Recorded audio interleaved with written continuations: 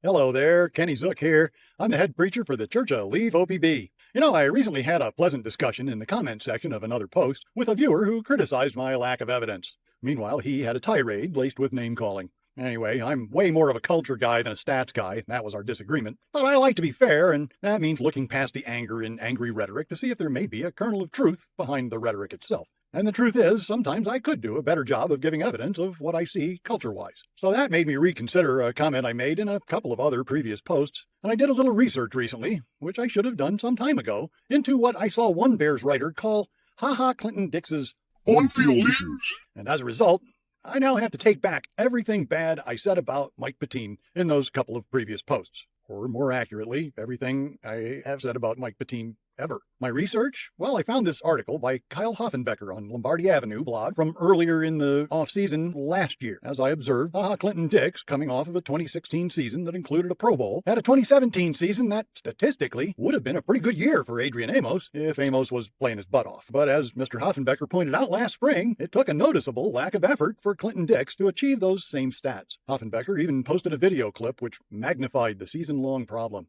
Oddly enough, the example play was in the final game of the season, in a lopsided loss to the Lions, who swept the Pack that year.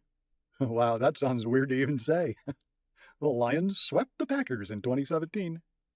What Hoffenbecker, and the rest of Cheesehead Nation for that matter, left out was that was also the year that Aaron Rodgers and half of his O-line missed half the season. The Packers' defense was on the field for almost 32 minutes a game, compared to their customary 29. And the Pack went 7-9 for their first losing season in, I don't care, too long for my taste.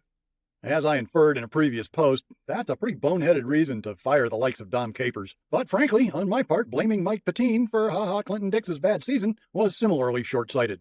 As Hoffenbecker pointed out in criticizing HaHa's play, it's a shame, really. He's capable of so much, yet when the game doesn't matter, his effort goes down considerably. Can't blame the 2018 Packers general suckage on Pettine either, and HaHa Clinton Dix not listing Mike Pettine on his list of great coaches he's played for is hardly a raging condemnation either. So I hereby recognize all my other criticisms of Mike Pettine as unfounded. Of course, seeing as how cheeseheads are the one flavor of Opie that the Church of Leave OPB can't leave be.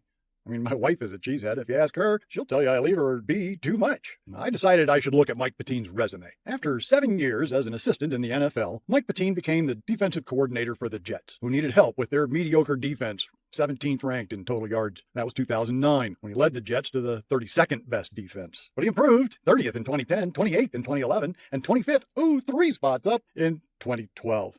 That was apparently enough to land him the defensive coordinator job in Buffalo, where he took an 11th-ranked Bills defense to 23rd, which inexplicably led to a head coaching job in Cleveland, where he vaulted a 4-12 club to 7-9 before bouncing back to 3-13. And that's the cat cheeseheads think are going to coach a Pro Bowl year out of Adrian Amos? I think Adrian Amos is about to elevate his understanding of the term culture shock. As for HaHa Clinton Dix, HaHa, welcome to Chicago, where every game matters. But you already know that. That's why you signed with the Bears. God's best and brightest blessings to you and yours.